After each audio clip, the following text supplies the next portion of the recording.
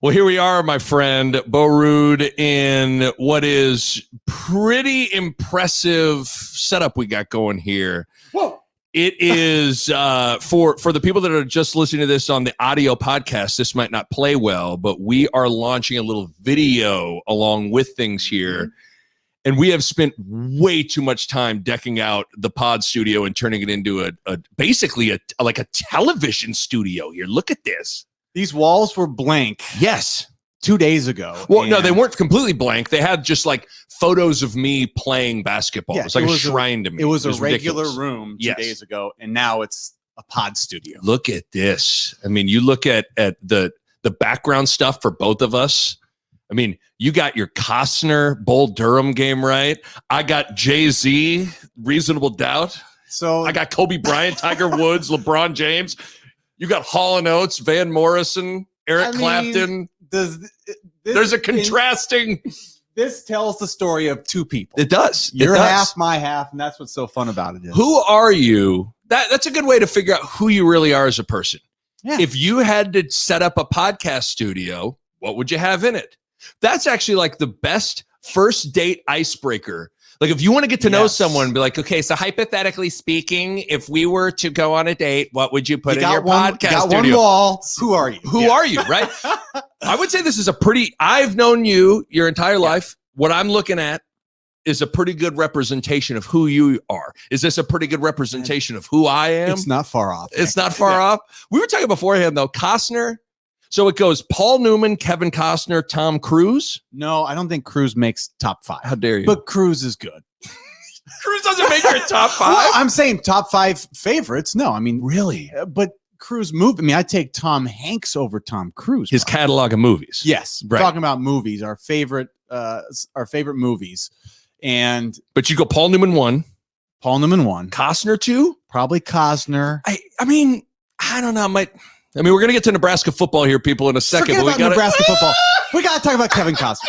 No, I mean, if you take Costner from 87 to 94 or 96, it's like, whoa.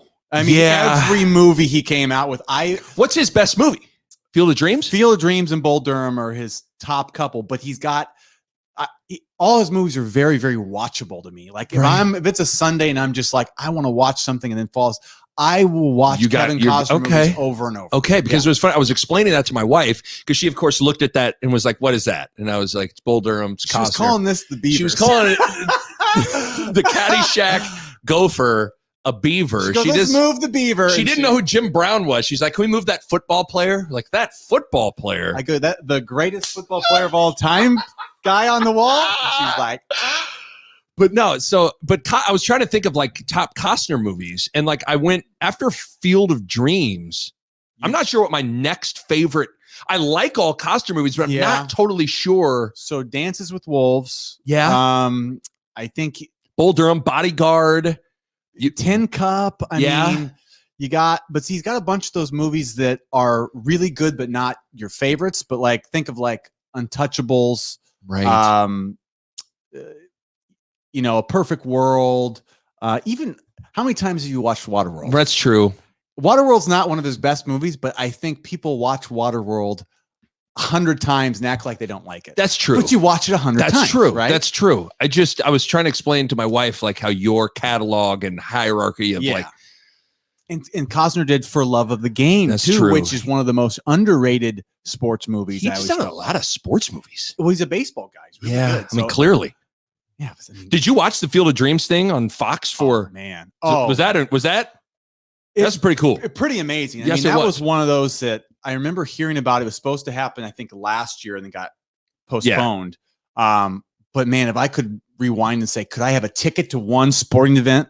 That would probably be. I wish I could have been there. Greg McDermott and his dad went to the game because they grew up in Cascade, Iowa. Yeah. That's like just a couple of miles down the road. So Coach McDermott was like doing some begging get, and so he was at the game. But that was amazing. Oh, it is amazing. I've actually read the book. The original book is called Shoeless Joe Goes. Yeah. Right. It's like, I mean, that movie's like up there, like all times for me. So. Did you rent it at the library? I have before. Actually, I own it now. But. Look at you. You still give me crap. I do. Although you and Maeva got a library card because she saw some Bubble Guppies episode about a library. She wanted a library card. So the next time we go to the library, if you'd swing by and pick up Maeva and you two could go to the library, she would be a happy little girl. She's okay? learning. She's learning some things. Okay. Speaking of learning some things, this is the grandioso big Nebraska football season preview podcast here. Because we're taping this. It's August 24th. It's Tuesday. It's about 2:00 in the afternoon. So we're just a couple of days away from toe meeting leather in Champaign, Illinois for year 4 of Scott Frost to get rolling. So this is going to be kind of like an all-encompassing preview to the season. Yes. But I wanted to start with this because one of the things that is interesting to me is like usually the off season has a way of like Kool-Aid starts to get chugged, angst and tension subsides a little bit, and then by the time the season comes, it's all good feelings. Everybody's excited. Everybody's optimistic, right? Yeah. This feels like this off season has kind of added pressure to this, and if you think about it, so it's been. I kind of went in sequential order. Things that have just added to a little bit of spice to this season. Skipping a bowl game became like a hot topic. Mm-hmm. Wan'Dale Robinson, Luke McCaffrey leave. Transfer. You have the Oklahoma game debacle of trying to move off that game. All that. You have Bill Moose's sudden retirement in June. You have Trev Alberts then being hired as athletic director. And then, oh, by the way, 2 weeks before the season starts, you have the bombshell from Brett McMurphy. Not really a bombshell. I mean, these NCAA violations are like jaywalking, like they're nothing. This just in. Nebraska has coaches. but nevertheless, there is an active NCAA investigation into improper use of analysts or whatever. I mean, seriously, it's jaywalking at this point, but give me your read on the situation on kind of does it feel like the pressure and the tension has gone up as opposed to going down throughout the offseason? I think when you tie all those moments together, you kind of go, okay, yeah, there has been quite a few sort of like a lot's happened. Yeah, a lot's happened. But I do think there's been a subtle shift that maybe I don't know if you've noticed in the media where maybe the criticism has picked up. Yeah. Just even in the last month. Willingness to go there. Yes. So even in the last month, I can feel the media sort of saying like, we're running out of, I don't know if it's sympathy or we're going to stop pulling our punches. And I've noticed that, especially as like, the season's coming and it seems like things are going well in camp. Like, it's been a good camp. That's what's unfortunate. It seems like it's been a great camp. No major injuries. There's usually one or two that you go, oh man, this is bad, but no major injuries and things are looking up from the football standpoint. But the media, I don't know, maybe they've just been stewing in it and it's sort of just coming out now. But I could see that. It's kind of odd that it wasn't all off season. It's like gradually they're just getting there or something. But it's just interesting because usually there's the circle of life for a football season for Nebraska is, like season plays out. There's always a bunch of crazy storylines. The season ends. There's usually some people are stressed about things, but then Christmas comes, spring football comes, Kool-Aid pitchers start to get tossed around. By the time this time of year comes, everybody's feeling pretty good. And it just seems like there's been a lot of things that have happened there was already a lot of pressure on this season because of the fact that first 3 years, 12-20, we all know all that stuff. But to me, it's interesting. Like in order to digest the season, I think you got to get a sense of what things are like heading into it. And it's just interesting. Yeah. I think there's, the way the media feels, though, there's a lot of conversations going on between friends. I actually was talking to somebody in the gym this morning, and Jim talk. Need a spot, 225. By the way, who's going to be the running back? You like run game? Is that what it was? Kind of. Yeah, actually. Yeah. Like him and his group of friends were talking, and like a couple in the group had just kind of started to go negative, right? And that's the stuff that that's where we're at, right? Like it's groups of friends are sort of, they're half and half. Some are still optimistic. The other half are totally pessimistic. And that, I think, is shown in the media, where the media is starting to go that way too. It just feels like this season is about earning everyone's trust and patience back. Yeah. Like, I don't think this season's necessarily about winning the Big Ten West or anything like that. I don't know if anybody is saying like it has to be that or it's a failure. People just want a reason to fully believe, invest, trust again. Yeah. But it's just an interesting way to frame the year heading into it, just because, again, usually that's not how the cycle goes. Usually as the season gets closer, people start chugging the Kool-Aid, you know? Absolutely.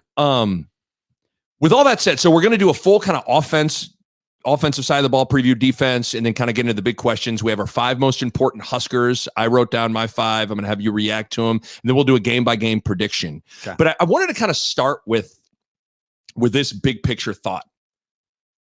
I feel like I am higher on this team and more optimistic about this team than a lot of people are. Yeah. And the main reason why is I am going to rest in and be all in on experience. You have tons of experience on defense.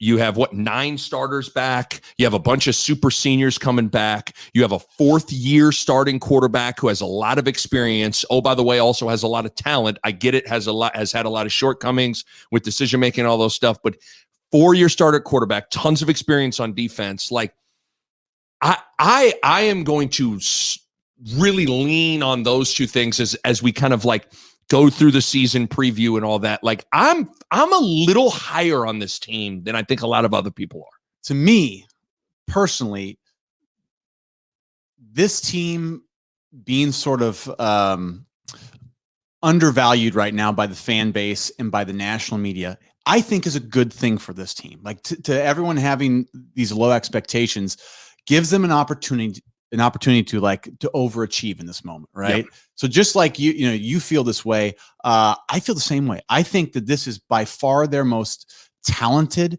experienced team, and they're in a good position because they're being underestimated. They can overachieve. Right. So this is a good situation. Now, the big downside is it's a freaking hard schedule. Right.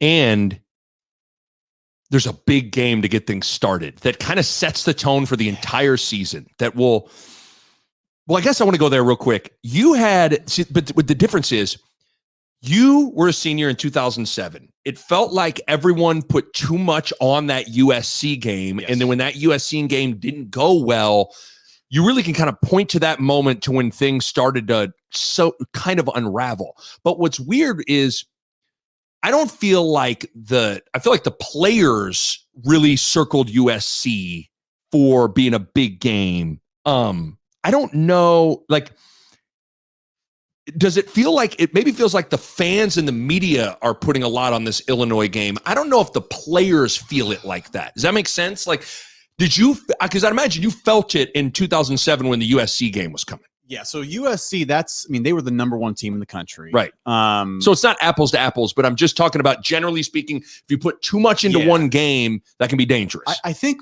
where they might compare is they were the sort of benchmark game in the sense of, you want to know where you're at as a program. We were trying to make some sort of jump from being like, okay, we kept, we almost won the Big 12. You were in the Big 12 championship game the year before, 6 months prior to that. We were making progress, and this was our moment of like, hey, are we going to take a jump? And we found out like we're a lot farther away from where we thought we were to where we really are. Right. That was in 2007. Now, I think this Illinois game, like, they're not one of the best 10 teams we're even going to play. There's 10 other teams that might be better on this schedule, right? Right. So they're one of the worst teams we're going to be playing, but we lost to them last year. And we want to know, where is our program at? And that's the tricky part about this game.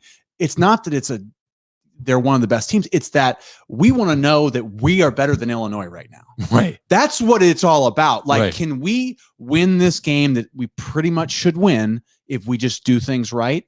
we're the better team, I think, talent-wise, would be my guess. Oh, so we should win this game. So that's what's so hard about it. It's more of a benchmark game than it's like, I mean, Oklahoma, that's a bigger game, a harder opponent, but this is more important because it's a benchmark game, and obviously it gives us the chance to go 3-0, which we have not done. Have not won 3 in a row. This is the start to the Right. 3-0, which that would buy them Huge. breathing room this Right. year. So, Right. Yeah, I wanted to ask you about that, but okay. So let's dive into the offensive side of the ball. Mhm. It all starts with Martinez. Let's start the conversation there. Been somewhat of a, not a polarizing figure, but to a certain extent, it's been an interesting player to assess and digest throughout his career. Mhm. There's the talk that he's trimmed down, he's slimmed down, he's in a great place physically, he's in a great place mentally. I guess, what do you expect from him this year? What do I expect? I don't know what I expect. What I hope. Okay, look at you. Hope. Yeah. So what I hope is that the progress he can make with taking care of the ball. Really, that's it. I mean, taking care of the ball and making the easy plays he needs to make. That's all I hope to see, is if he does those things. I think bigger things will probably come, but I'm not expecting him to do it all. What I hope is that he grows in those areas, and I think our team will go a long way, just managing the game a little bit better, holding on to the ball, and making some of the easy throws he needs to make and complete. That right there will do wonders for this offense. Right. I think, like, and again, this is where I feel like I've been Mr. Make excuses for Martinez, but like, it feels like all these other things are going to impact that. Like, the better the run game is from the running back spot, the less he has to probably carry the ball, which the less opportunities to fumble. Yeah. The better the wide receivers are, the more open guys are going to be, the better the special teams are, the better field position is going to be, which changes the dynamic of just how your confidence, where you're taking the ball, starting to drive at. Like, so I think, not to take all of it off of him, but like, he needs other things to come together for him to not. I think all those shortcomings bring out his shortcomings, if that makes sense. Yeah, that's a great point, because we have to acknowledge that this guy has been working with an empty cupboard of weapons, right? So he's had 2 seasons now where he really hasn't been able to get the ball to people that just make plays and make it easy on him. It's been hard. Like, we've had to really manufacture with the right play call, or running him too much, and just putting a lot on him, instead of just like, hey, we got a big guy, he'll just throw it up, he can make a catch, or, we just got guys you can get the ball to that will get yards. Right. One of your favorite terms, yak, baby, yak it up. Gotta get some yak, right? And the big simplifier is running backs. Give the ball to running back, play action game. We haven't had it. But I just view, it's funny, you talk to certain people and they'll bring up Adrian Martinez as a reason not to believe in this team in this season. I'm the complete other way around. Like, I point to him as a reason why Nebraska, and it doesn't even have to, some people, it was funny, I was playing in a golf scramble a week ago, 2 weeks ago, whatever it was. And people love to point out, like, well, if Martinez goes down, this season's going to go down the crapper. Like, I think there's a big drop off after Martinez, but that's not, like, I guess what I'm trying to say is I don't point him as a reason for optimism because of the lack of what's behind him. I point to him as a reason for optimism because I still think there's a good player in there. It's somewhere in there. Nick, it's somewhere in there. You sent me a video maybe 3 weeks ago. Yeah. What was that video? It was the highlights of Martinez's first game against Colorado as a freshman. And what did you see? A good fucking player, man. Right? I mean, those were great highlights. Fast. He was dropping dimes. He was looking decisive. You're just like, wow. Like, I urge everybody, if you can, like, go find highlights from that game and you'll go, oh, that's why we chugged the Martinez Kool-Aid. I mean, he knew less. He was less familiar with this offense. Right. But he was pulling the trigger. He was he was just going for it. Like, he wasn't thinking he was playing. and he looked really, really good. Now that game and the way he ended that season put him in the top 5 of the next year's Heisman race before the season started. That's what we forget, right? That's the thing people forget is like he was looked at like that. Yes. And now people make their comments. I'm still telling you, like, if this were a stock market, and right now, whatever Martinez's stock is at, I'm buying because I know it's undervalued. I would buy that stock, and even an average season, you're getting your gains because that dude, even if he plays like his average, is still a good player. Right now, if he ever plays to his full potential, then you're seeing those Colorado highlights all season long. That's the potential there. So for me, like, I'm buying Adrian Martinez stock right now when it's low. Oh, me too. I'm high on the guy. There is no doubt that like he's got it's his 4th year. He's played a lot of football. Like he's got to understand what can't happen in a given play and maybe not take as many risks or whatever. Like he's got to cut out all that stuff. I think he can. I think some of that hinges on what else is happening around him. But I feel good about good about him. Real quick before we go to the running backs, I'm gonna knock on wood. Martinez goes down. Harburg, Smothers, who comes in? I'm going to the SS. Heine? You're going with the Heine guy? The Heine. I'm going Heine. Does it matter? Okay. I still don't know that I've seen Smothers throw a pass. I feel like Smothers is like this tall. Like, Smothers is on the team. We're like, is he? Where's Smothers? Has anyone seen him throw? Like, hey, he's thrown. He throws a lot. I'm telling you, he throws. He's doing good. Has he been in practice? You're like, what? Nick? Let's call Sip. Like, is he throwing a pass? It's like, I don't know. I was at Applebee's and I didn't see it. But but hold on. Are you only getting does it matter if the scenario, like is there a difference? I mean, like Martinez goes down and like he's going to be down for a stretch of games versus down for a quarter, or like, you know what I mean? Are you getting your Heine game right no matter what? Whoever knows and can at least execute the offense a little bit, even if like Smothers comes in and he's like going to run it a lot. I just think Heine, our boy Heine, is a true freshman. But he's Heine though. Nick, hey, get your hands off Heine. I'm starting to sweat. I'm in the Budweiser hot seat here. We got spotlights are getting us here. I just love the idea that no one can confirm Smothers has been at practice or thrown a ball.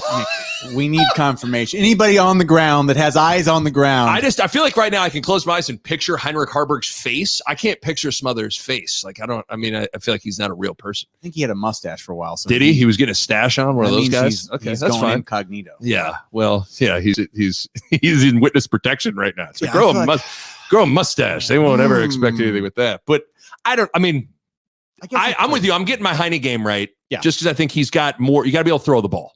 Yeah. Okay. Running back. Arguably the most important position that needs to improve. And I could make a case the season somewhat hinges on somebody emerging at that spot as a legitimate player.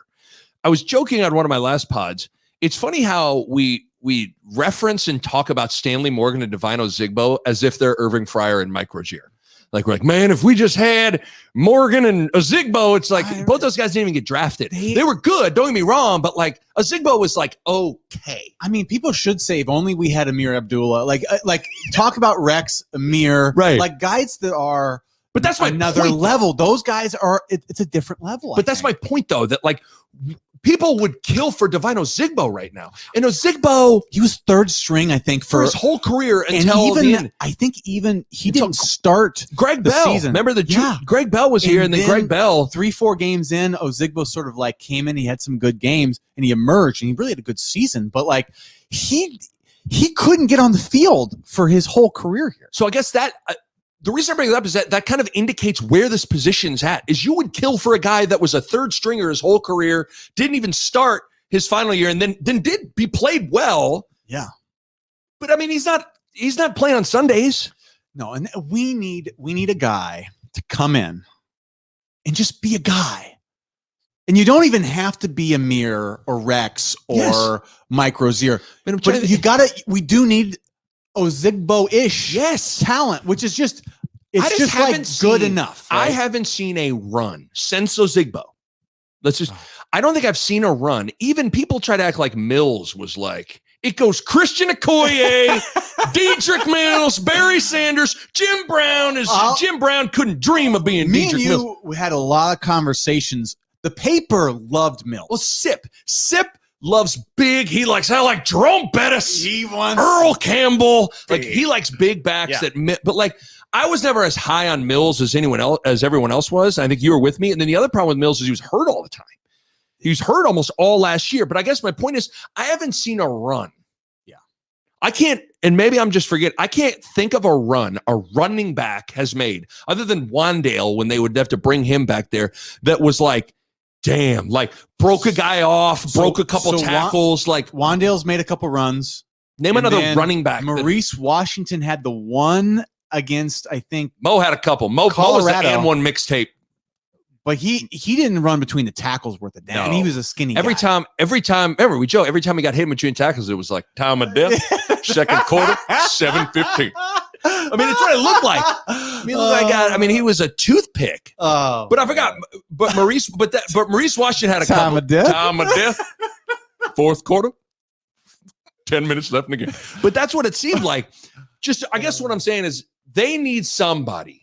Not asking for a mirror. Be sure it'd be great. But like, they need someone that makes a couple of runs that are like, whoa, man. You know? I mean, even when we watch these Husker Classic recaps, like Damon looks exponentially better than any guy on the roster, like by 1,000, right? I mean, yeah, but that's the thing. Is like he was a running back that like got on the field for a national championship team. Like that's the level. Like we need to get guys of that caliber just to like, to take the pressure off Martinez. We got to have somebody. So, okay. It's been an interesting spring though, because Marquise Stepp, or an interesting fall because Marquise Stepp has to have surgery, misses all of spring. Yeah.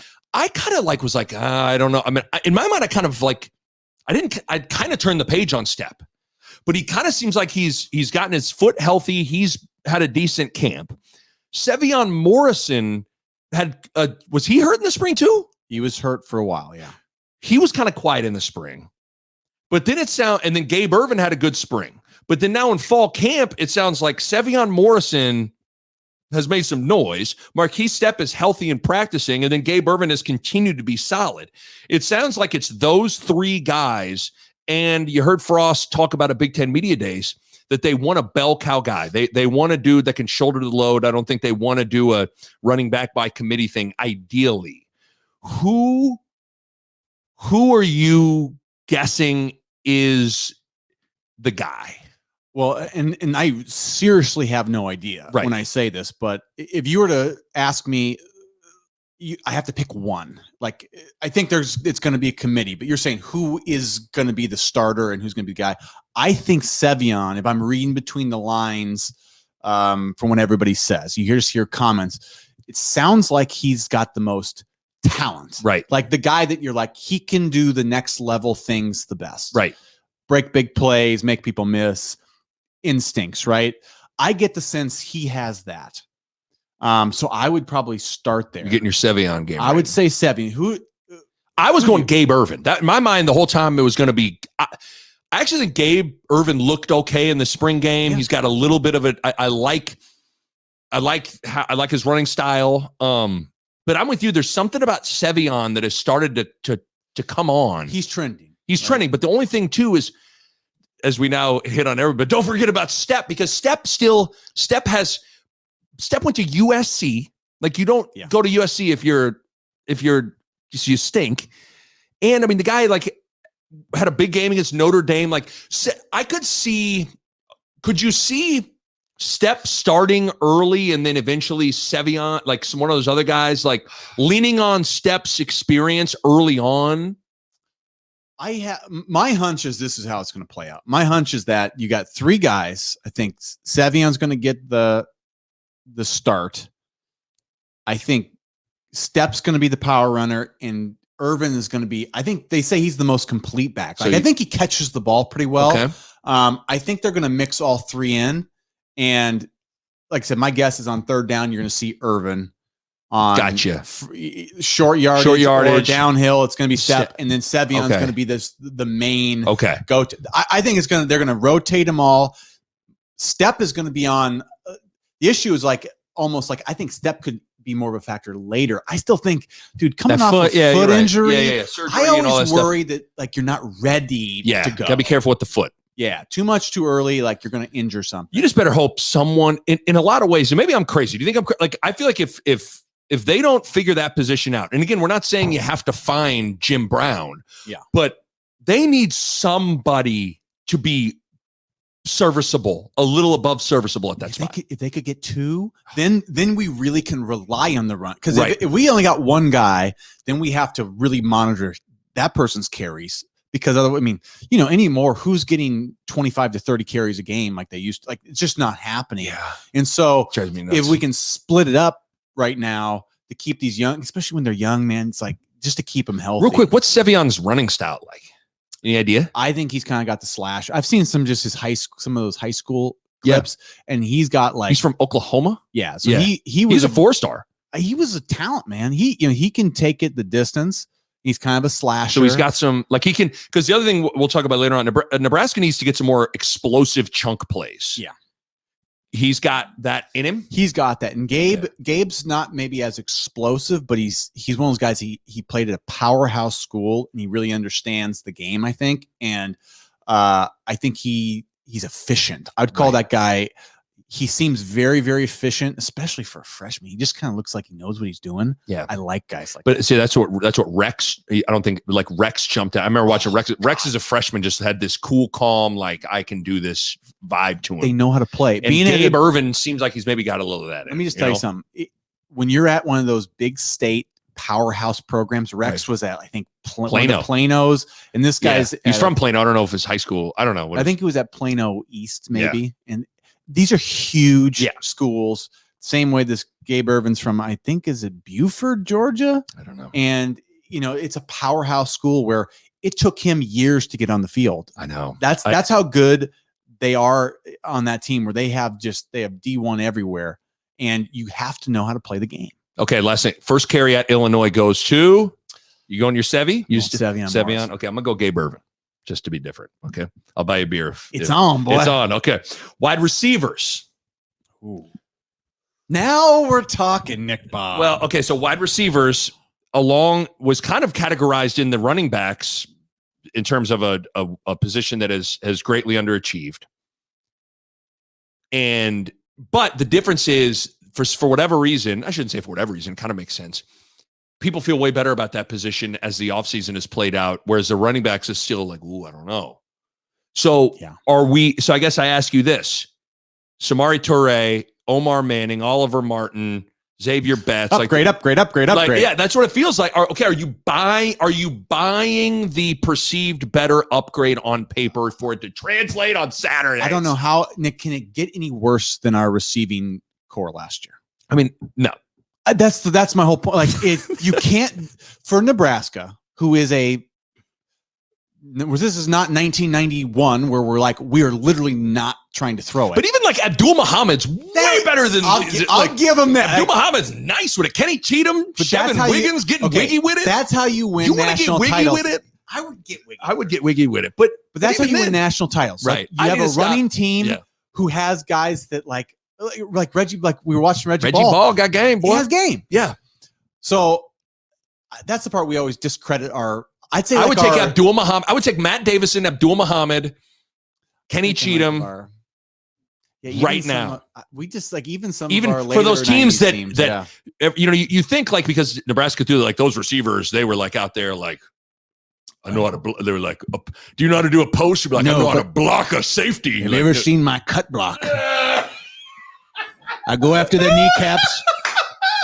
I collect kneecaps. That's what I do. Oh, say a slant. So hold on, Kenny Cheatham. A slant is basically like a cut block, but you're actually going to turn and catch him. Okay. So you're saying I slant into their kneecaps when I block them. So I go blanch that again. No. You got to catch the ball. Catch the ball. But that's how we paint these guys. They're they're caught one ball a year and that was it. But they're pretty good for the amount of times they got the ball thrown to them. I mean, again, I feel like there's so many times these Husker Classic recaps take over my life, but like they're another, like Abdul Muhammad and those dudes were like not bad, man. Good, man. They were not bad. Okay, but sorry, so you're buying the upgrade. It's unquestionably an upgrade. Yes, they're much better on paper.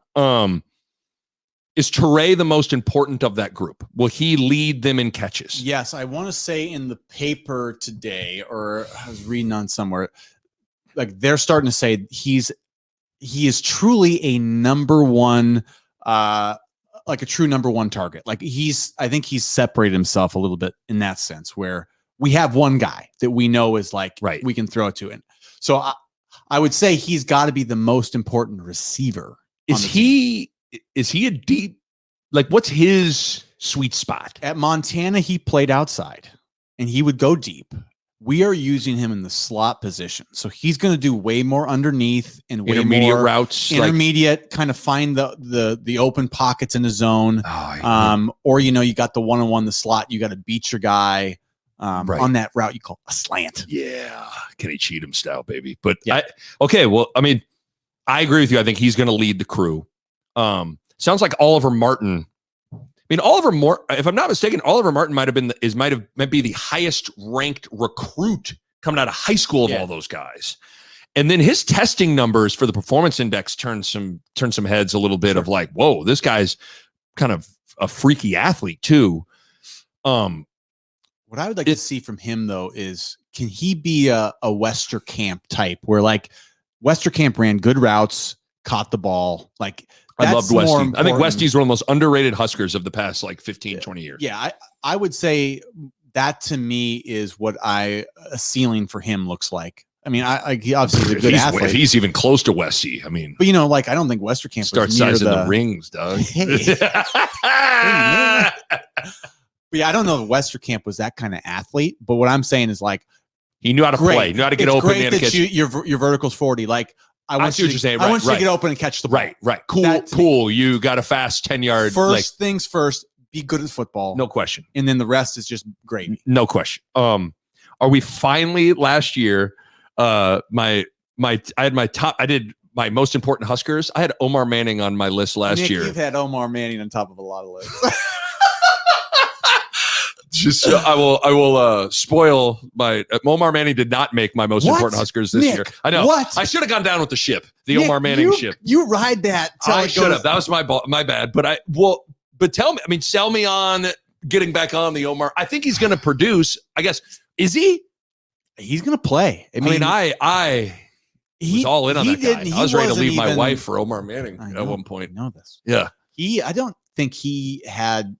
Consistently practiced last year, and he had his issues, and COVID's a weird time for people. He had COVID, he had injury, all the things that you got to do to stay out there. It was all going wrong. So he's practicing all the time. He's playing. I mean, that's all you can ask, and he's got the side. I mean, we have a receiver that looks like an NFL receiver. Looks like, and him and Xavier Betts look like, whoa. I mean, Omar is going to allow us to do a couple things, right? So if you got Toure that is hopefully going to be our good route running, like primetime guy, number one guy, Martin to complement, Betts can go deep. Omar can go deep and he can catch the slant in traffic, and he's a big body, right? Right. So you can throw little slants to him, and it's like linebackers hit him and they go, ouch, that hurts. That's what Omar Manning's going to give you, right? He doesn't need to run but 3 routes. Deep post, slant, nine deep post, slant. Hurt a backer. That's what he needs to do. And he can block. I mean, he's a big dude. So now hold on. Let me go to my most important Huskers and erase. Get him in there. Okay. But I'm with you. I mean, I for whatever reason, I'm buying that this group is going to be pretty good. Mm-hmm. I think this group on paper, like what you just laid out, I think but there's nevertheless like they need to be. I mean, it's the receivers last couple of years have been. It's an upgrade. The more they surprise us, the better like our season could go from okay to like a good season, depending on how good those guys are and how much they develop. Because if they're good, this offense could get moving, right? It could really get moving. And we haven't seen that. But besides those flashes in 2018, really, we've waited 2 full seasons with no receiving core that we could really count on. So we don't know what this offense can do unless we see some receivers making some things happen. I just don't think people understand how, and I'm not trying to like crush people. Like, I don't think people understand how bad the wide receiver core has been for a year and a half. I mean, compared to the rest of the conference, I mean, it's just, and it's, you hate saying that because it's like, there's a lot of good kids out there working hard. And I hate ever saying something's not good enough, but like, we're just talking about like the reality. Like, it's the results on Saturday. If you want to win in the Big Ten and you throw the ball, like there's a baseline of like talent you got to have. Right. And it wasn't there. The reality was it just wasn't there. No. Tight ends. We keep on bringing up SIP. SIP has called this like one of the best units in college football, which feels kind of like, whoa. I mean, I'm high on that. You got Vokalek, Austin Allen. I think Austin Allen's got potential. Yeah. What are you real quick on those guys? I mean, is there tight end Kool-Aid in that glass right there? Vokalek juice. I guess here's my those guys. You dare seem go pessimistic on me? Sorry. Okay, I could feel it in the tone of your voice. Don't you dare! I love all tight ends. Don't you dare! That. Don't you dare! I guess here's my only gripe with the label of one of the best units in. Yeah, I'm just like, usually it's because of last season. Like, right. I thought Austin Allen had like a good catch on the sideline against Iowa. Yeah, and like other than that, I can't really remember like. Yeah, I just think it's a little bit soon for that sort of like. I don't doubt that they're good. I don't doubt that these guys are pros even, but to me, it's like the production from the year before usually has to precede the label. You're one of the best. Like, if you were one of the best last year, then we'll put you at the top of the heap, like for the whole country. But like, I think we were still just like, we were okay last year. We weren't great last year. I mean, Austin Allen had 18 catches for 236 yards and 1 touchdown. That's okay. That's not bad. And he made some good catches. I'm just saying, like, he wasn't our guy until basically the end of the year. It was Jack Stoll first, and then it was supposed to be Vokalek. And Allen kind of like, he kind of played himself into like becoming a real guy. And Vokalek, I think he looks like a really good athlete, but yet I just haven't seen it all come together. So I'm high on these guys. I just think before you start saying best in the country, like, you got to be already there. In my book. I'm with you. By the way, we should mention Thomas Fedoni, if people don't remember, hurt in the spring. Yeah. He's not, his timeline was like, it'll be maybe it's a maybe. Year, yeah. Okay. I think, remember, freshman too. Yeah. We're trying to get to English 120. We always do this where we're like, he'll just come in, you plug in the freshman and they're going to be an All-American. It's like, well, you got to go to class first day and figure out where the dorm is. And it gets a lot harder than you think. So. Well, it's funny. It's not funny, but it's funny. Tony can't find his dorm. Which way to the Union? Wait a minute. It's that one. Oh, I missed practice. Oh God. I mean, that's freshman year. So you want to be an All-American? Let's not count on freshmen to be All-American. They don't know how to get to the Union. That's harder than anything. So. That's the dumbest thing I've ever laughed at. I got tears. Okay. Man, it is 60. These lights are like hot to the mug up in Did you commit a crime? You're like sweating. I don't know where I was that night, sir. I need my lawyer. The O-line, real quick. I'm excited to watch Juergens play. I mean, like, he's kind of been a polarizing lightning rod guy too. I mean, in some ways kind of been like a microcosm of like everything, like, but the snap things, like, it's not just the thing with his snaps. It's not just the ones that go above his head. Yeah. It's even like, go watch a game. 1 out of every 2 snaps is errant. Even the ones that aren't over his head, like Martinez. This is another thing he's got to think about. You're reading things, guys. Yeah. A backer's walking up. You're trying to fit like The last thing you need to worry about is where the hell is snaps coming from. I'm just like, I don't want to put too much on this dude, but like the snap stuff's gotta. Is he that talented though? I mean, people act like they're like. So when I look at him, Jeff Saturday's like, yeah. I mean, damn, look at that boy. Well, I'm just saying, like, Jeff Saturday is a Hall of Fame center, probably, but he doesn't have Cam Jurgens like athletic ability, probably. Right. But like he was a great football player. Like Cam's still, I think, learning the nuances, but like he's got all the tools. Right. Like to be an NFL center, like you just look at him, you go, God, that guy's got it. And he really does. It's still crazy to think that guy never had played a snap of center his entire life. But that's where the snap stuff shows. And, right. And I was a supporter. You've been all in. You've been on the Cam Jurgens train. But because remember the big argument was you got to yank him, and I think I was team yank him. You were team yank that. Crank yank him. Yank that guy out of the game. I was going to give him the heave ho for a little bit. You were. It was after the Iowa game. Yeah, I was at the Apollo. I was like, my argument was with such little depth. That's the problem. We had no choice. And but it gets to the point where like if you can't get the snap right, I mean, what are we talking about? It is, but it's like he was a weird conundrum with no depth. It's a real talent. I really think he's a real talent. If he ever puts it together, he really is an all conference guy, a pro.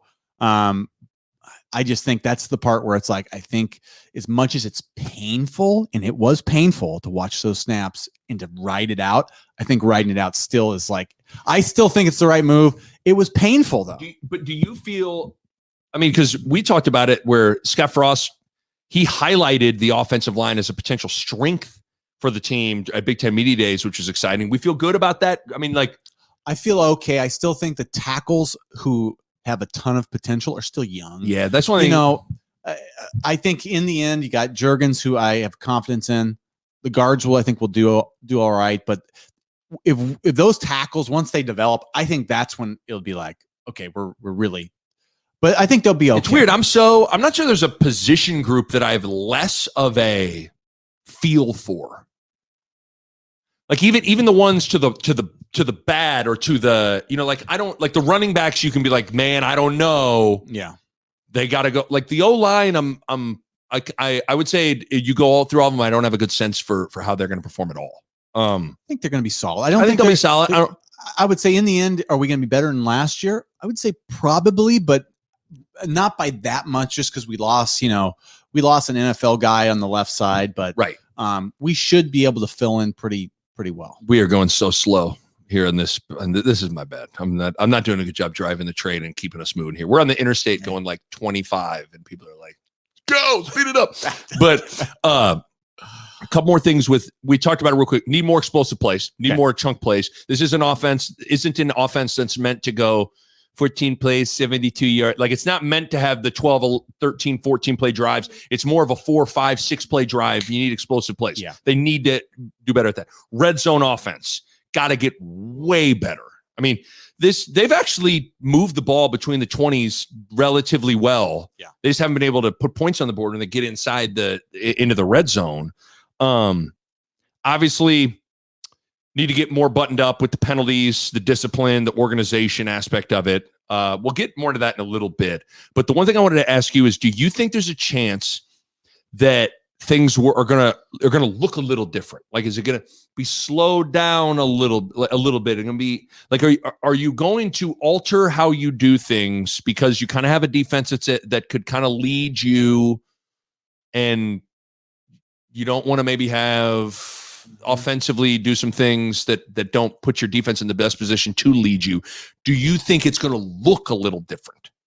I think you're going to see some wrinkles that are going to be a little bit different, but I wouldn't say that the main, like the meat and potatoes, we're talking cooking meatloaf. Dinner. Yeah, I like what you're talking about. The meat and potatoes are going to be the same. You're going to have a couple different side dishes that we're going to feature. Ooh, what kind of rolls are those? Crescent roll, huh? Okay, what? Ooh, little, but hold on, but we're still corn here.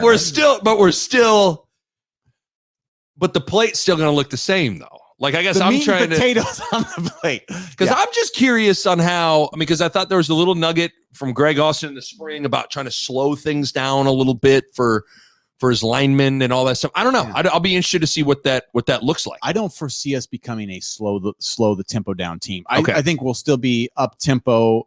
I think what we'll do is have a little bit more awareness to when we need to be a slow it down moment, but it's going to be for the most part, I would say somewhat similar. Defensively, let's go to the other side of the ball. I've made the comment that I think this has a chance to be one of the 5 best defenses in the past 15 years. Like, I don't think it's not as good as 09, not as good as 10, not as good as 06. But I think it's in that like 2011, 2012 type defensive range. For me, I told you what gives me the most confidence in this group is you finally have older, experienced players that have been in the same system of continuity, whether with the same calls, the same coaches, the same position coaches. For some of these guys, they're going on their 4th year of it. Yeah, that makes a huge difference because the more comfortable you are, the faster you can play, the more plays you're going to make. Obviously, the strength of this team, to me, the defense is a secondary. I guess how confident are you in the defense on a whole, and what would be the main reason that gives you confidence? Everything you just said. They've been around a long time. They played a lot of football, and these guys are older. They really are. I mean, we got super seniors. And to me, it's like the game always slows down when you've done those like 3-4 years worth of, like, I got real reps for 3 or 4 years. Right. Like, these guys have been the 1 and 2 deep for 3 or 4 years. I mean, that's a lot of reps. Yes. And so they're going to go into these off seasons and these fall camps knowing what to do. So then they just get good at it. And then they start thinking the next level. It's okay. Now I'm recognizing formations. I can actually focus in on Illinois, not just like, where do I line up in a 4-3? Right. And then they shift. Where do I like? That's what you do your first year. Right. These guys are past that. And that's the stuff that it's only a benefit. Not only do you do that your first year, you also do that the first year sometimes of a new system. Yeah. So even it's not necessarily about being a freshman or sophomore. It's about when you get a coaching change and you got a whole all new checks, terminology, all that stuff. Like, all these guys, like, they are advanced in what they're trying to do. And I think that experience is just something that's going to really serve these guys well. Yeah, I think we have the strength to hold up in the Big Ten. I think our guys are there in the D line. Like, they're strong enough. Stilley, Robinson, Daniels, and Rogers, and DeAndre Thomas got named captain, which tells you where he must be. Right. So we got 5 guys in the D line that we feel like can play on this level, right? And then a couple guys past that even. So from there, it's like everybody else has got to be able to do their job and make a couple plays. Like, they got to win some games for us.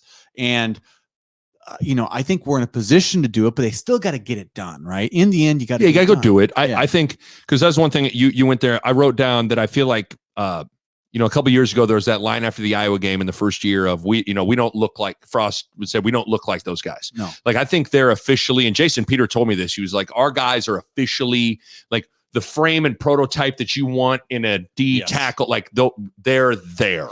So physically, I think these guys are ready for that on the D line. Yeah. What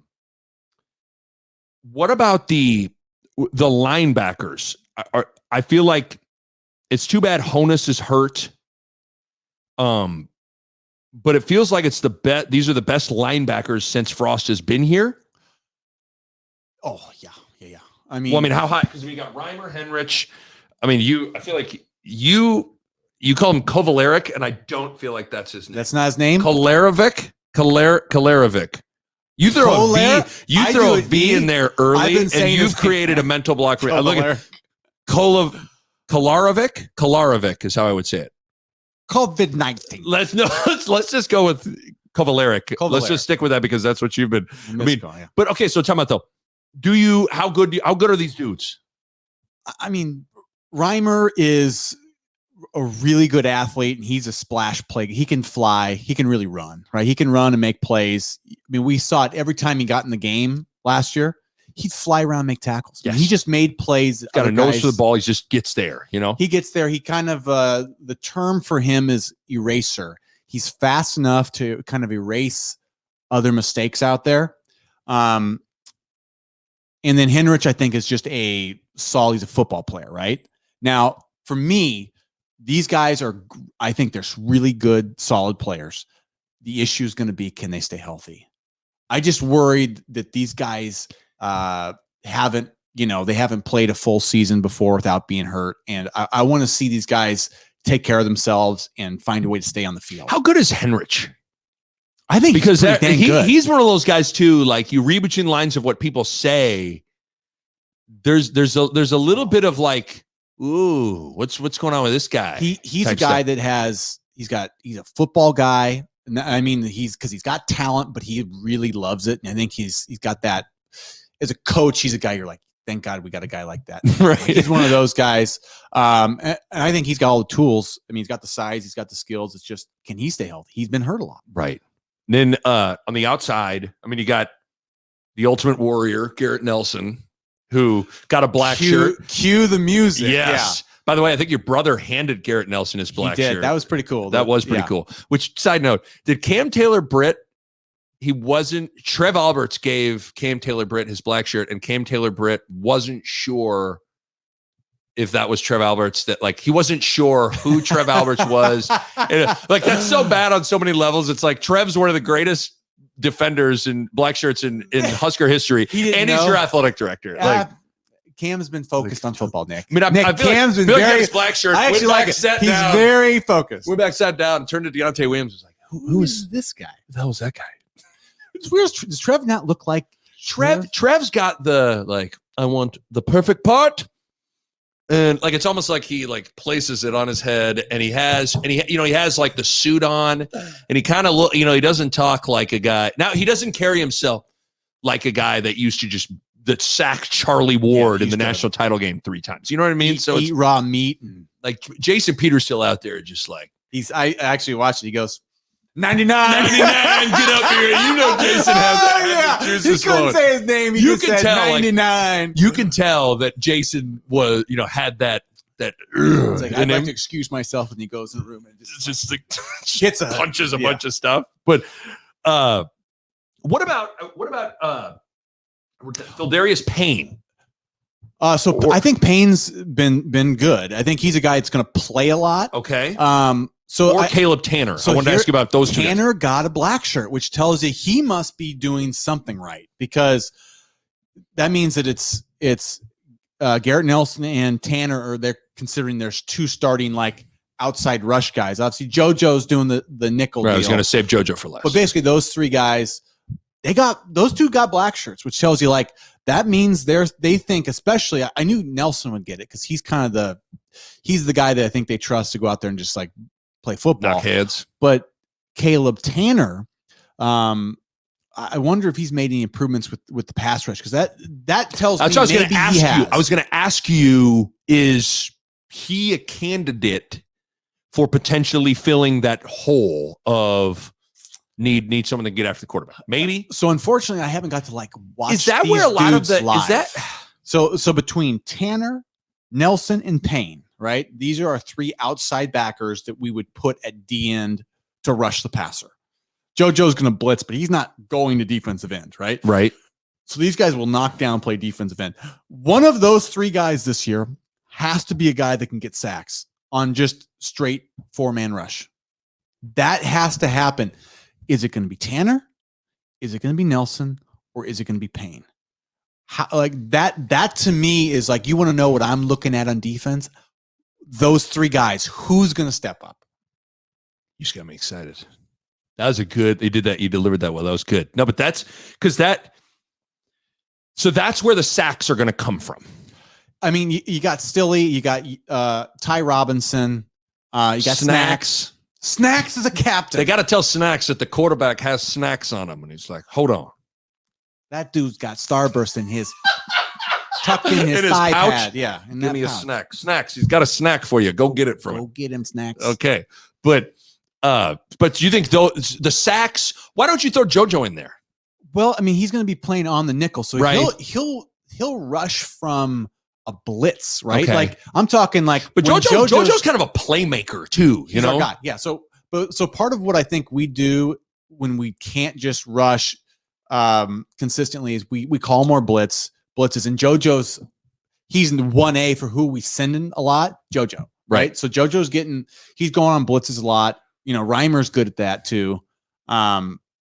We've had to do that because we can't just say, you know, Chase Young, go off the edge, make a play. Randy Gregory, go. Like, yeah. That's what that simplifies a defensive coordinator. When you don't have that, you got to be a little bit more creative and you got to take more chances with your blitzes. But don't you think we talked about this a little bit? Like the older you get, the more experienced you are, the better you get at blitzing.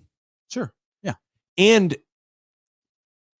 you played football with me. I've never blitzed the quarterback. I was a C21 safety. I was retreating on the and my dad would be yelling, Nick, fill the run. Fill the run. Fill the run. I'm like, I'll get there. Nick was always going back looking for but you led the league in picks. Oh, there was a no-fly zone for me. You were not going to throw it on me, but I was not eager to stick my nose in. My dad will never let that down, that Nick was he was deep, guys. Let me just tell you, he was deep in coverage a lot. When I was a sophomore at Southeast, before I got officially moved to quarterback, they put me at corner, and you had the gloves. I had, yeah. And Coach Miller, who was our defensive coordinator, said, if there's a toss sweep your way, are you going to come up and stick your nose in there? And I went, well, and he went, get back on offense.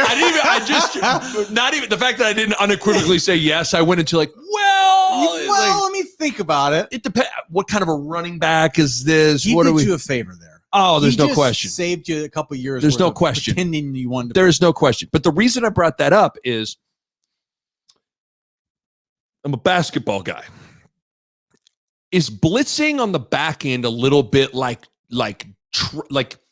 you're blitzing the post, you're blitzing a ball screen, and you got to know how to how you're rotating on the back end of it at a high level. Is that similar at all? If we have to speak my language. If I have to make an analogy to basketball, yes, I would say like a trap. You're right. You're trapping and you rotate. Right. That's the same way you blitz and you're rotating coverage. Right. So everybody rotates on a zone blitz, but sometimes you do a man blitz, right? So sometimes so there's man and zone blitz. It just depends on how you do it. I'm just trying to understand. Again, I'm on this experience train, and I know that like the first time we got taught to trap the post at KU, when I think about that compared to how I was then my senior year, with like you're night and day with understanding, anticipating, reading, where you're going, talk, all that stuff. Like that all translates. So I guess what I'm getting at is you can feel, even though they're probably gonna have to send blitzes to get home,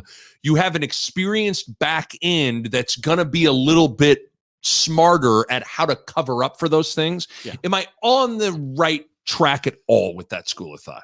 Or does Kobe Bryant and LeBron James and Doug McDermott and everybody, or do I need to stick to basketball? Hashtag stick to basketball. It's hilarious that you bring it all back to basketball, but I'll give you that the part about communication and getting better at knowing your schemes, right? So the better way to put it would be is every single defense has a weakness. And the more you're familiar with your own defense, the better you get at it, like understanding that you give what you can give and you rally. If they know your defense and choose the right thing, good for them. But like you learn how to cover up, those weaknesses of every defense. You just know more. That makes sense. Yeah. That's kind of what you said that better in football terms. That's kind of what I meant. It's like, let me tell you something, Nick. I play tennis. So that's when you volley. Is it kind of like blitzing? Is that blitzing the net? It's blitzing the net. Yeah, that's pretty much what it is. Okay, terrible. But what about so we talked about the defensive backs being the strength of the team, led by Cam Taylor-Britt, probably the best player on the team. I mean, do we feel like on a scale of 1 to 10, 10 being as confident as you can possibly be. How confident are you in Williams and Dismuke and Cam Taylor-Britt and I mean, I'd say a solid 8. For me, it's depth. I think they're solid. One, their ones are solid. I don't know if I trust the 2s right now. I don't know the 2s well enough. So I just hope everybody stays healthy. I think if we stay healthy on defense, we should be okay. There we go. Okay. But obviously it's still a big pass rush, forcing turnovers. Yep. Those are the 2 things, can go hand in hand too. But those will be the things to keep an eye on. The other is special teams real quick. Anything we're missing on the defense, by the way? I think we got it. Okay. Special teams. Because there's kind of been 3 things there's been that have gotten headlined for what Frost and the guys have been working on and try to correct. You got special teams, you got, penalties and discipline, then you got, turnovers, taking care of the ball or forcing turnovers. With special teams, you got to have someone that can kick a touchback. No more kickoff returns for a touchdown. They need a real threat at returner. I'll be curious to see who's back there for both kickoff and punt. I think Cam Taylor-Britt's doing punt. That's what I thought. I heard Cam Taylor's doing punt. I haven't really heard anything on a kickoff return, though. Yeah. Punting, you need to be able to flip the field. You need to be able to pin people inside the 10, inside the 15. And then you need good players that can cover, right? Yeah. I think with those 3 things, though, like penalties and special teams, this year feels like Frost has been able to directly show them where this impacts winning and losing. Because it's easy to dismiss a penalty. It's easy to dismiss a punt coverage unit. It's easy to that stuff that's not the sexy stuff with football that rises to what players think about. But I think over the years now, they've been able to realize just how important those elements are in terms of impacting winning or losing. Of those 3 things, you have the penalties, the special teams, and the turnovers. Which one are you most confident in improving? So between special teams, penalties, turnovers. Is one a quicker fix than the other? Others? Oh, man. That's tough. I think there's... I don't even know if I have a good answer for that. I almost want to say special teams. Like if you focus more on special teams, I can probably assume you're going to be better there. But sometimes penalties and turnovers, until you're in the game, I don't know. That's a tough. You'd say if you spend time in all of them, that should be the case. Right. But I don't have a great answer off the top of my head. Which one honestly feels like I don't know if I'm confident in any of that getting better, but special teams probably my first thing. I hope so. Seems like the emphasis has been obvious to me. Where That's why I feel better about it.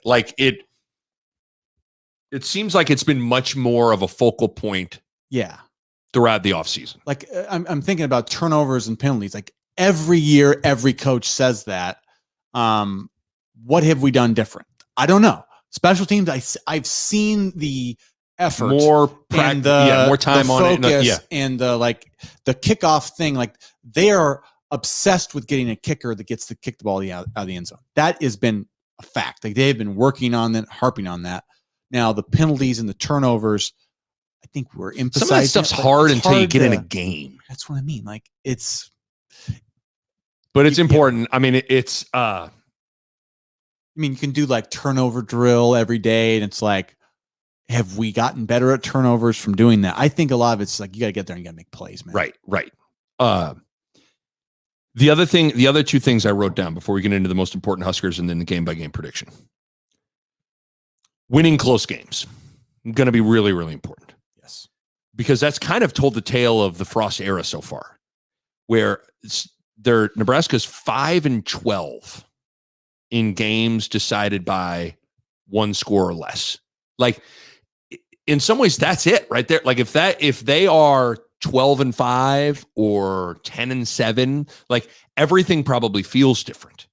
But the ability to win close games is going to be massively important. Yeah, that's been what do we I mean, does that go back to what we're saying with those three things you just mentioned? Right. That's all. That's the story. I mean, because this was from Chris Falica, the from College Game Day, tweeted this out. In the last 3 years, Nebraska has lost 12 one-score games. Only North Carolina with 13 has more losses by one score in that span. So think in the Frost era, only one team has lost more one-score games. That's the story, man. That's the story of why people are so frustrated, right? So the pessimists are having a hard time dealing with that, right? I think it's easier to understand blowout losses, blowout wins. Like we're really good or we're really bad. This is the in-between of like, why are we not winning those? Like what, like, and that's where we go down this road of all the millions of things that go wrong. But like, it's probably those three things, like turnovers, penalties, special teams. And then it's 3 to 6 points a game, probably from no that. question. We lose by no 6 question. points. And then so it'll be interesting to see what that looks like. I got no magic thought on that, but like a lot, you go down the schedule, a lot of these games are probably going to be one-score games. I mean, we're with a tough schedule. If we win, I don't expect us to win by 20 against most of these teams. I mean, really right now, I mean, you can write down 2 games that you would say like, they might win by three or 4 touchdowns, Buffalo and Fordham. Other than that, every other game, it's feasible. Every other game in the schedule is a one-score game. Think about that. That schedule sucks. It sucks. It sucks. But the other thing that I wrote down before we get into the most important Huskers is like this and it's why this Illinois game will be so important, is like this team has not been able to catch a wave yet of momentum, confidence, positivity, especially given the climate around things right now. It's just that Illinois game is so important. It just should be really interesting to see what could happen if for this program and for this team, if they could catch some momentum and catch some confidence. Yeah. Because a lot of that might be tied to some of the close games too. Yeah. I mean, we hit this on our last pod, but like Nebraska has not won 3 games in a row since Frost has been here. Think about that. 3 games in a row hasn't happened. I mean, when you win 3 in a row, that builds momentum, confidence. We've never done that. Right. Think about that. To me is like, that's why the other reason why that's so important is like, man, we're building some momentum. The fan base, if we won 3 in a row, what do you think they'd do? Yeah, they're going to get excited. They're going to jump back on the like, oh my God, we're starting to get there, right? Right. That's why it's so important. It's why Illinois is irrationally important. Because it's not only is it important for the vibe from the outside looking in for things, but it's also important too, to your point though, of like also that locker room getting confident in those moments. Like it becomes when a lot of these guys are 5-12, they've lost 12 games by 1 score or less. You think they're confident in 1-score games? Probably not. No. I mean, probably not. And the only way to gain some comfort and confidence in those moments is to have some success in those moments. Yeah. And so that's what's just so what's so vital about this, about the close games thing, is just not only you want to win games, but it builds the confidence, it builds that momentum. Huge thing to watch for. Huge. Okay. 5 most important Huskers. In some ways, listening to you talk, I almost wish right now I could like hit pause and like redo my top 5. Even though I feel like ultimately my 5 are, I think if you talk to a lot of people, these 5 would be the 5. Okay, I'm going to give an honest reaction. So give it to me. I'm not going to hold anything. What I was going to put this person at 5, but I don't even know who to choose for one of them. But I'll get to that in a second. But for 5, I put JoJo Domann. Okay. 5, I mean, he's probably the second. You could make a case he's the second best player on the team. He's probably the second best player on the defense. I'm pretty sure the World Herald in their camp countdown had him number 1 as the best player. Yeah, Sam McEwen, huge JoJo Domann guy. Okay. I just feel like whether it's I know he's not necessarily a blitz machine, but whether just he's a playmaker. They need that on that side of the ball. I think he is the 5th most important Husker. Your reaction. You used a great term. He's a playmaker. He's our Swiss Army knife. It's a tough spot because he's covering down the field, like man to man, sometimes in the slot. He's blitzing. He's got to make open field. It's not an easy spot to play. And he does it well. Super valuable. I think I maybe should have said this at the start. The way I kind of thought about this is like thinking about at the end of the year, like if these 5 players don't have a good year, fill in the blank. Like that's kind of like I just struggle to kind of see like if JoJo Doman doesn't have a good year, it's like, he's our like part of like if you look on offense, you'd say well, this guy produces. Like on defense, he's our splash play guy. Yes, and so I just have like if he's not playing well, that's a problem. I just all of a sudden this defense, who I'm actually kind of high on, they just don't have, they're void of, other than Cam Taylor-Britt, of anybody that makes plays. Yeah, and I think he's stepping into a real leadership role. Yes, which is important too. Like, so okay, I put him at 5. At 4, you could just put whoever the running back is. I put Gabe Ervin because I chose him. If like this is kind of a cop out, you could put just whoever the right. If you want to put Gabe Ervin, cool. You want to put Sevion Morrison, cool. You want to put Marquise Stepp, that's fine. I know that's a cop out, but it's just so hard until you know who the dude is.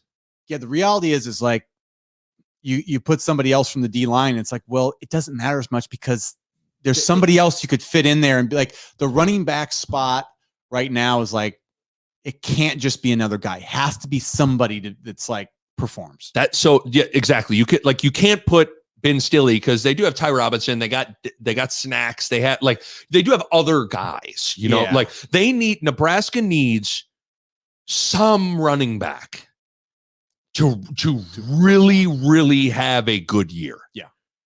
I chose Gabe Ervin, but again, I know it's just insert the running back. Okay. Yep. Are you okay with that? Would you have put a running back in your top 5? No, because we don't know. We really, but that's just it though. We just haven't seen anybody consistently like play that position. But and again, this is all how you want to frame it. But that's why I put it like if fill in the blank doesn't have a good year. So like if, and you could just put in parentheses, Nebraska's running back doesn't have a good year. Guess what? I think some of the listeners might be like, you didn't. They might say this doesn't count as the most valuable player because you didn't actually name a player. Well, yeah, well that's right. I mean, I'll choose Gabe Ervin. I mean, I will choose Gabe Ervin, but that I guess that's what's so hard about the running back. A running back to me has to be in your top 5. Yeah, it's just hard. It's just hard because you don't know who it is, but it's just someone has to be there. Yeah. Number 3, I put Cam Taylor-Britt. He's it depends on how much you now think yourself. For me, he'd be 2 or 3. He wouldn't be 1. He'd be 2 or 3. Okay. So I'm fine with that because I think he's our best defensive player. Right. And he's now saying he's going to return punts. That's the other thing. Like he wants to do it all. That to me means like this dude is going to be kind of the hardest to replace on the defensive and special team side. But so you would have had Cam in your top 5. Yes.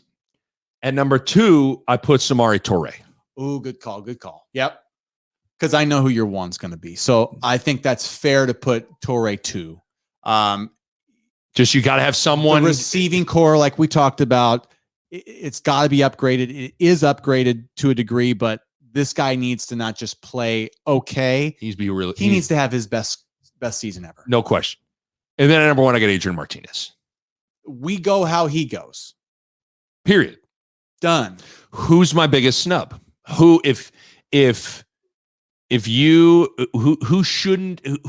outside looking in right now that you would have thrown in there? Is there someone? Because like I had Reimer at my honorable mention. I've had Reimer, I had Ben Stilley, I had Juergens, Damian Daniels. I had Xavier Betts. Is it one of those? The Caleb Tanner, Phil Dillard, Fredarius Payne, Garrett Nelson? So that I'm almost like if you're going to do a running back, I would almost say for me, like that outside linebacker spot, it's like like one of those 3 guys to me, you put right there with the running backs, like those 2 position groups to me, it's like it'll tell you a lot about our year, how those shake out. When you explained that, it was that little anecdote that you threw out there that made me want to redo mine, and I would have put in one of those guys. Yeah, but the running back's like, it's similar boat, right? It's like, it's so unknown and so freaking crucial. It's just like, man, it sucks that we just don't have like comfort there right now. So I got number 5, Jojo Doman. Number 4, Gabe Irvin, but you can choose anyway. But Gabe Irvin. Number 3, Cam Taylor-Britt. Number 2, Samari Toure. Number 1, Martinez. That's solid. So you okay with that? I'm good with We're that. still friends. We're still good. I won't. You're not gonna torpedo you in this one. Okay. Are we ready? We were almost 90 minutes into this thing here. You ready for the official game-by-game prediction of the 2021 Year 4 Scott Frost Nebraska football season? Fun note to remember, we did this 3 times last year. We did 3 pods because they kept changing the schedule. That's true. I forgot about that. And each time I think I predicted way too many. I'm expecting you to have the most I'm a absurd. homer. I Here's know. I'm realistic, but I'm a homer too. So That's what's weird. That's what's weird about you. Are a very, very. I mean, everything we've said, you've been like, they haven't done it yet. So you're a very like matter of fact. 11 wins. Show though. me. But then when it comes to actual prediction, you're like, gonna beat every team, gonna beat the brains out. Because if it's a 50-50 game, I think the way I would think if I was playing for Nebraska, which is like, You think of course you're we're going to win. Okay. So I have a really hard time betting against us when it's like when they're Ohio State, I can go, okay, I think they're better than us. Oklahoma. They're more talent. Right. They're better football players. I think they'll probably beat us. I have a really hard time saying that, like, I think Minnesota's going to beat us ever for any reason, any day of the week. I just can't do it. Well, again, But I'm trying to be realistic. This is going to be real. so here we go. Okay. Ready? Pen to paper. Here we go. Game number 1 at Illinois. I got Nebraska winning the football game. I got it. Yeah. We're not starting with an L. We got to win this one. There's a lot on the line. New coach, new system. They have an old team, which I don't love that, Right. but still they're learning a new system with a new coach. I got to give us the edge here, even though we're in Illinois. Like I got to give us the edge. It's got to be a reason why Nebraska's favored by about a touchdown.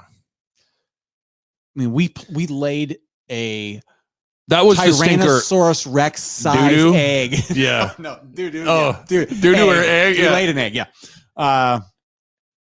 Because dinosaurs lay eggs, if you remember from Jurassic Park. That's true. Dino DNA. Dino Yeah. DNA. The Velociraptor hatching, of course. Give me your That was boy. fantastic. Yeah. But we couldn't have played worse against them. So I think that's good for this team to sort of have. I think whenever you can look to last year's tape and remember how bad you were against a team. They were terrible. Yeah. Gave up a fake punt, turnover on the first play from scrimmage. Just bad. Yeah. I think if you were to if we started a team that we kicked their butt or something, you just go, yeah, that's, they're going to be focused in on these guys. They'll know the matchups. I think some of the players, that's good. I think we'll be ready. It's a big game. Oh, it's a huge game, man. The thing that's weird though is it's funny how it's all how you like when Frost was in year 1, everybody was pointing to the new system as like, oh, they still got to learn the system. But when it's flipped and you're playing a team that's new, it's like, but we don't know what to expect. It's tough. Like you know, like how it's just a matter of how you want to look at it. I still think the fact that you have, they're not going to be comfortable in clicking on all cylinders right away. But no. And I got to think that this staff trick plays, like they have. This is an all in. You got to win this game. You win this game at all costs. Yes. Now I mean, going on the road, first game of the year, you're never clicking on all. There's a lot of things that are like. So here's what's hard. Okay, and we're gonna take way too much time on this game 1, but we'll go fast from here. But this is a game I think you even run Adrian maybe more than you need to, just because you gotta win it. Yes. But that's where it's you get hard because we said, let's not run Adrian as much. But to me, you got to do what you got to do to win. Gotta win this game. No question about it. No question. Don't hurt Adrian. But win. Gotta win. And I kind of feel good about it. I kind of feel. I'm nervous, and it's Tuesday. I know. Okay. I love game week though. I know it's so exciting, isn't it? But the butterflies. It's good. Fordham win. We don't even. I mean, they're a. I mean, FCS school. They're bad. Buffalo. That game was looking a lot more potentially nerve-wracking until they had their head coaching change, and I think they lost their star running back from a year ago, who is a really good player. A game that's harder than you think. I wouldn't call it a layup. I think you got to still play it. You never know. These ones can be tough, especially since they've had some success the last few years. But W for me. Okay, at Oklahoma, September 18th on the road, loss.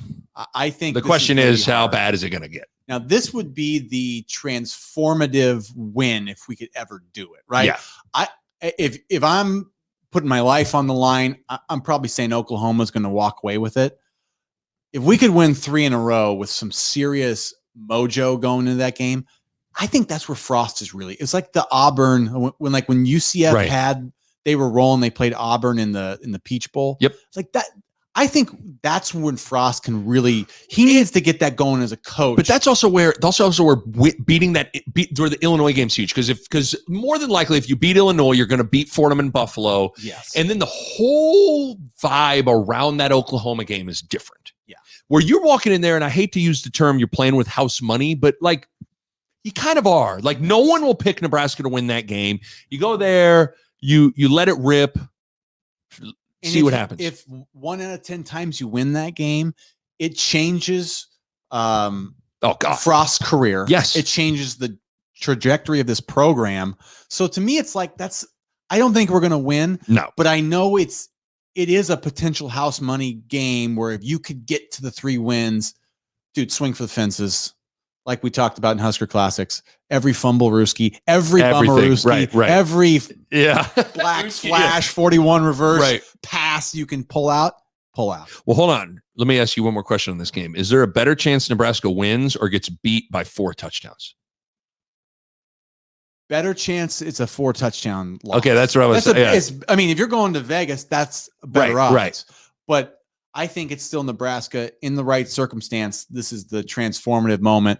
If you're 3-0, I'm not betting that, but I'm saying that's not out of the cart. Like, so I wouldn't dismiss that either. Okay, there we go.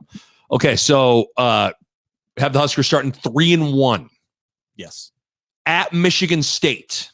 A lot of people give them L's here. I'd take the W on this one. Actually. I think Nebraska's going to win that game. Mel Tucker obviously has some level of familiarity because of the last Colorado-Nebraska matchup in 2019.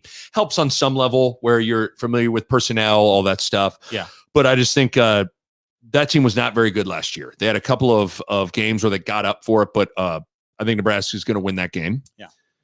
Northwestern at home. What are you thinking there, pal? What do you think? It is October 2nd at home. I'll take us because we're at home. I think Nebraska win that game. Yeah, I think we're on the road. I think this would be a pretty evenly matched game. I think you give us the advantage because we're at home in this one. I think that is one of those games a year ago that you go back and watch, and it is just like, I don't know how Nebraska didn't win that game. Where, the amount of times they had the ball on Northwestern side of the field and they score 13 points. Yeah, I mean, McCaffrey threw the ball, head, hit the helmet at the goal line. That's the stuff you just go. It's hard to do that when you think about it, but we found a way. And Northwestern loses a lot of their a good chunk of their core. I mean, they're replacing a lot. Yeah. I think Nebraska's going to win that game. So we have Nebraska starting 5-1. This is called drinking, but I don't think it's that crazy. I think it's fair if you aren't totally pessimistic, and I think me and you aren't. We still we see what we see, and we feel like we know what we know. It was like I said at the start. I'm leaning on, resting in, trusting experience. I just like that nobody's been hurt yet. Like, okay, what about the Michigan Wolverines coming to town October 9th? Now's where I'm going to get real with myself. Dang it! I got an L. I mean, I'm with you. I remember us playing Michigan a couple years ago, and it's just like that probably is the Ohio State game day was the worst. Yeah, Ohio State game day is worse. The Michigan one's second. Game was really bad. Minnesota is probably the third worst. Those are the only games that really, really got away. Yeah, Michigan seemed like a far superior. It looked like team varsity to us. playing junior varsity. Yeah, it like was, that's truthfully what it looked like. There was a talent gap, and there might still be a bit of a talent gap, and I think we struggle when there's that much of a talent gap. Although Michigan, I mean, it'll be interesting to see where Michigan's at during that time. I mean, their minds are. They're in an interesting place a little bit right now with kind of where there's a lot of angst around that program. Yeah. You know, Michigan before they play that game, they're at Wisconsin the week before. They will have had played Washington in week 2. So I mean, they're potentially having 2 losses on the schedule before coming to Lincoln. Possible. Yeah, I just don't love that game. I'm going with a loss. Okay. Yeah. What about at Minnesota? Is the next one. This is the one where the homer in me will not accept us losing to Minnesota. Okay. I just can't. My all my cousins are from Minnesota. My cousin played for Minnesota. Yes. So I can't go on going this dub podcast and say they're going to beat us. So no, I'll go dub. I know you're probably going to go. I'm going loss. I mean, as much as it pains me, because I think that Nebraska's ever been as good. I just think on the road, this Minnesota's kind of had Nebraska's number. The last 2 years like I said, those games have hurt more than the other games because they kind of disciplined and outwanted it from us. Like the COVID one, especially, where it was like, man, they're down all those guys, and they were snapping the ball with like a second left in the clock. You just got to go. That one hurt the way they did that to us in our own house. I'm going loss. You're going win. I'm going to win because I won't accept losing. So that means I'm at what? I'm at 5-3. I'm at, and you're at 6-2. Oh my God! Look at you, Purdue at home, October 30th. Get your Halloween costumes ready. Dub. Are you dressing up as a win? I'll be a giant W. I'll be a giant W as well. I think they're going to win that game. And then what's crazy is, you better have your you better have done your work, because now when you enter into the final couple weeks of the season, it gets tough. Are we a bye week? Is it after Purdue? Would you Purdue check that? See, they don't hear. Let me pull it up, because that's still got the Southeastern Louisiana game on it. So that one's got the updated one. The bye week is the 23rd, the weekend of the 23rd. October, yeah. So let me pull it up here. But now, the final 3 games are. So you got Purdue. No, you got the bye week in between Ohio State and Wisconsin. Oh, but you've had another bye. Don't they have another? I thought they had one in October. They do. They have a bye week between Minnesota and Purdue. Okay, so that's where Purdue is a definite W for me. Okay, so they have a bye week between Minnesota and Purdue, and then another bye week between Ohio State and Wisconsin. Okay. But so now we're into what is a brutal final stretch here. Your final 3 games: Ohio State at Wisconsin, Iowa. Ohio State at home, loss. Got to go loss right now. Okay. I just don't think we're quite there. I don't even think we need to elaborate on that game. No. At Wisconsin. This one pains me because I think that this team is beatable. I think they would have beat them last year. I really do. I really believe that. I think Nebraska would have beat Wisconsin a year ago, but that game got canceled. I got a loss. I just think. I do too, and I don't like it. But I think if I don't do this, then the record is going to be out of control. So I've used all the bullets in my gun with W's, and I need to throw a couple of L's in there. I got an L, but then Black Friday, Iowa, in Lincoln, Nebraska, Memorial Stadium. I have Nebraska finally getting over the hump and beating the Hawks. I do too, and I feel almost guilty because nothing about what we've done other than get close and lose 3 years in a row. But I can't imagine us doing it again. So hold on. All evidence points towards that's what we do against Iowa. But I just think we've got to make a jump at some point. Every game has been pretty close against Iowa. It's a field goal or a touchdown, and it comes down to the last seconds, and we blow a big turnover, a big mistake, a big penalty, and that swings the game. Mm-hmm. But so hold on, you You have the losses: Oklahoma, Ohio State, Michigan, Wisconsin. So you have 8-4. I got 8-4, and I have 7-5. But what's hard is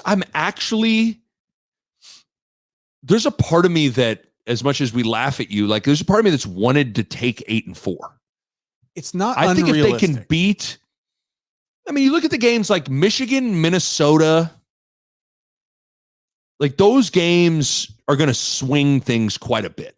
Yeah. You lose both those games, you're in trouble. You split, you win both of them. I have Michigan and at Minnesota as both losses. So here's what's hard. If we lose Illinois, I almost go if we lose that, then I'm almost like we're 4-8. Well, that's what I mean? Like that to me, that's why like a lot relies on that game, because I think it gives us momentum. It makes the rest of the Big Ten season feel like, let's go for like half of those, and we're like pretty much we're having a good seat. You know, we're going to be in a bowl game. We're going to be 6, 7, 8 wins. But when you lose that, it puts so much more pressure. Like I think it just releases some pressure, and I just like so. If you lose that Illinois game, to me, there's a ceiling for wins, and it's probably like 6. Yeah. But and with the chance of it really falling apart. Yeah. Then it's like 3 or 4 potential. But if you win that game, then 7 or 8 becomes like in the cards. It's real. Then. Becomes a realistic thing. The best part about this, though, is expectations are low. So people are thinking 3, 4, 5, 6 wins. It's kind of, I would say, what's weird? Norm. But you know what's weird, though? Expectations are low, but pressure feels high. Isn't that odd? You'd think those two things would be at odds with each other. Like it feels like no one's expecting Nebraska to win a lot of games, but yet there's a lot of pressure on Nebraska to win games. I think while I agree on the coach. Yes. The pressure's not as much on the players, in my mind. To me, it's more of like it's a coach thing. It's the media and fans starting to crank it up on the head coach versus like I don't know. I think the players are kind of in a spot where I think the expectations are low. I don't know that the pressure's high, other than like it's important for the team and the coach that first game. But I just don't think. I think it's low. It's just a weird combination of things there. But I got 7-5. You got 8-4. I want to make abundantly clear. Like I think 8-4 is possible. It's always. I mean, Nebraska. That's what's just we've always been. 7, 8, 9. Wins a year, and that's like what we can do if we're just playing ball. Isn't it kind of amazing though that you're truly looking at a team and looking at a schedule where like 8-4 is possible, but there's a way this thing could fall where 4-8 is possible. Yeah. But that's also goes back to where, I mean, outside of Foreman and Buffalo, I mean, you probably feel like every game is going to be a 1-score game. Yeah. So there you go. It's going to be tough sledding to the Big Ten. And we don't know what we have offensively, but to me, it's got to be an improvement from last year. I just think the running backs are going to be better, have to be better a little bit. The wide receivers have to be better. I think there's been an added emphasis on special teams to where it cannot. I'd be stunned if it's as bad as it was. It can't be. So to me, that's where I'm like, I'm excited to see this team. I am excited for the season. Again, it's people kind of look at you like they roll their eyes at you when you say that, because I've said that. I'm like, I kind of think this team's better than people think. I like it. I like where they're sitting for the most part. Get through that first game, and I like where they're sitting. Oh my God! So the next time we're going to be in this beautiful studio is going to be doing a recap pod for the Illinois game, and oh man. I mean, that first game is always like, you got so much to say and so much to let out. I can't wait for next week. Oh man. I mean, I guess it's what, a couple days from now. Yeah. 5 days from now. So what a huge game. Crazy, right? Yeah. Okay. Well, it's game week. This is fun. Hope people enjoyed the if you watch the video of it, this is we're going to start doing more of this.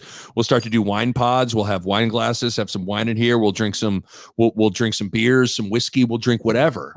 But yeah, we're going to start doing more of this. It's all on video now. It's all on video. You and I are going to have to like dress halfway decent. Have we used to like to do this in our shower, underwear. And now we can't do it. shirts off, pizza all over our face, you know, but now we're going to have to look halfway decent. But all right, man. Well, next time you're going to be in here, we're going to be talking about a win at Illinois. Oh, baby. Let's do it.